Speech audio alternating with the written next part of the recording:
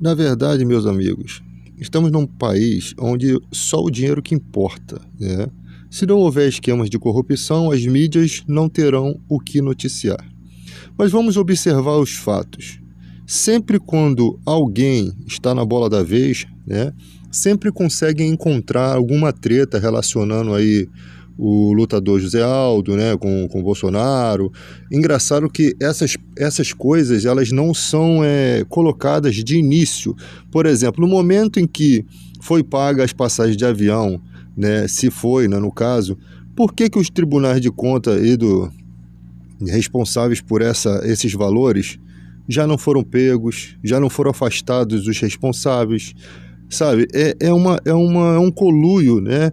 Onde ninguém fala do fim do foro privilegiado para todo mundo, né? Com essa bagunça, no endurecimento das leis, né? Transformar a corrupção em crime hediondo, já que quando falta dinheiro na saúde, o que acaba acontecendo é um genocídio, porque no tempo que nós temos de extração de recursos do povo, né? O tempo que esses caras recolheram impostos do povo, já dava muito bem para a saúde ter todo o aparato, né? Ter toda uma estrutura para cuidar da pessoa. Hoje em dia, se você tiver um câncer, você não consegue ser tratado em nenhum hospital, a não ser aqueles que vivem de doação, sabe? Se você for um drogado, você não tem clínicas de tratamento sérias. Você tem um lugar para passar um tempo, né, umas férias, mas você não tem uma clínica totalmente financiada pelo governo, né, para a quantidade de pessoas que tem com esse problema aí. Nós temos pessoas que têm suas clínicas aí movidas por ganância, né, que usam a religião para que consigam extrair recursos do governo. E no final de tudo é só lavagem de dinheiro. Você não vê o nome dos coronéis donos das terras que são queimados na Amazônia. Você só vê o garimpeiro ali, né, que trabalha porque precisa ali de ganhar aquele dinheiro. Você só vê o cara que está cortando a árvore, mas você não vê os grandes responsáveis. Porque o dia que vocês enxergarem esses responsáveis, vocês vão ver a conexão que eles têm com a política, que são os mesmos que financiam os partidos políticos, para que eles continuem afrouxando leis para benefício deles. Então esses são antipatriotas, esses que destroem o nosso país. É isso que a mídia deveria noticiar, mas não faz. Por quê? Porque a mídia também, ela se alimenta dessa desgraça. Ela se alimenta disso tudo, dessa destruição do país. Então, no tudo, nós não temos patriotismo de verdade. Só que com o avanço das redes sociais, nós precisamos parar e olhar esses caras como inimigos do Brasil. Inimigos do Brasil. Você tem mídia, você tem imprensa que só noticia coisas ruins dos adversários políticos. Você vê uma imprensa totalmente partidária. Ela não noticia posse do atual presidente, ela só anuncia coisas contra, né? Então fica uma mídia batendo na outra e a gente fica no meio de toda essa bagunça aí, tentando resolver um problema de um país que, quando na verdade o problema está lá em Brasília, o problema são naquelas modificações lá de leis, né? A pessoa fala assim, eu quero ser deputado federal para agir alguma coisa. Você acha que um deputado vai chegar num conluio de gente podre, né? Você acha que um pedaço de maçã boa vai conseguir modificar alguma coisa numa maçã totalmente podre? Não vai. Isso daí é o povo que tem que se unir e olhar. Esse aqui vacilou. O dia que vacilou, já era. Vacilou com dinheiro público, já era. Agora, o que eles fazem? Os caras metem um monte de processo contra alguém, né? Que às vezes tem um projeto legal, mete um monte de processo contra aquela pessoa para poder entulhar os poços, né? Frustrar os planos. E aí fica a gente defendendo, esse cara tem tantos processos.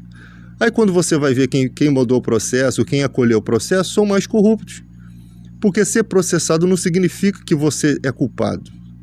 Culpado é quando o processo já está em trânsito julgado. Então, ser processado, e tem que ver por que você foi processado. Às vezes chamou o cara que era ladrão de ladrão, você só falou a verdade e foi processado. Então as pessoas não pegam a informação correta, elas não vão a fundo para entender o que aconteceu ali. E quando a população não entende isso, por que a população não entende? Porque boa parte dessa população já está massacrada pelos trabalhos. Você tem gente aí trabalhando de segunda a sábado e ganha R$ 1.200 por mês. A pessoa qual o tempo que essa pessoa vai ter para estudar política? Então o sistema ele quer fazer isso, escravizar a população para que ela não cresça, para que ela não estude. Qualquer pessoa que fizer pela educação uma coisa excepcional, ou você não tem como fazer uma coisa excepcional totalmente pela educação, porque daí você teria que mudar todo o sistema público de educação, para que o aluno pobre, do filho do pobre, não fosse formado para ser um trabalhador do filho do rico, que é isso que acontece. O pobre é formado para ser o funcionário do filho do rico, enquanto o filho dos ricos estuda nas escolas particulares e ainda ocupam as universidades estaduais, as universidades federais ou universidades públicas, né? Aquelas universidades que era para ser direcionado para o pobre é ocupado pelo rico. Infelizmente, se você vai fazer uma coisa para o pobre, tem que ser só para o pobre. Quem ganha acima de R$ 6.000 já está em outro patamar, já está em outro nível, né? Já tem condição de ter um carrinho, já tem condição de ter uma vida melhor. Tem que fazer coisas para o pobre, que ganha de R$ 6.000 para baixo. Aquele que só ganha 3.000, aquele que a renda dele total não chega a R$ 5.000, não chega a R$ 6.000 junto com marido e mulher, né? Então, o Brasil só vai começar a mudar quando a gente tiver essa consciência. Quem fizer algo pelo pobre, com certeza vai sofrer uma opressão política. Por quê?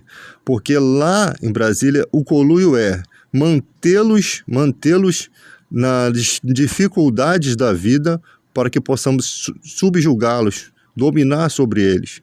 Essa é a estratégia maçônica da política, né? Não dá continuar alimentando o povo com migalhas, porque se você der um prato de comida, daqui a pouco ele está quase sendo dono da sua casa. A senzala convém a casa grande. Infelizmente, é o país que nós temos. Só que isso vai mudar. Quando o povo parar de puxar saco de político e começar a criticar os seus próprios dos seus partidos e deixar de votar nesses caras porque não são pessoas de confiança, a gente vai ter uma política equilibrada. Por enquanto, tem um monte de gente aí falando que é patriota, mas que por baixo dos panos está pegando Auxílio Brasil, sem precisar, né? Porque não acha que o pobre, que é a pessoa que precisa daquilo para comer, merece receber do dinheiro do imposto que ele paga. É assim que eles veem a população. Eles não conseguem entender que pessoas passam fome. Eles só veem que pessoas fazem muitos filhos e por isso passam fome. Essa é a visão do brasileiro nos dias de hoje. Todo o dinheiro investido em ser humano, né?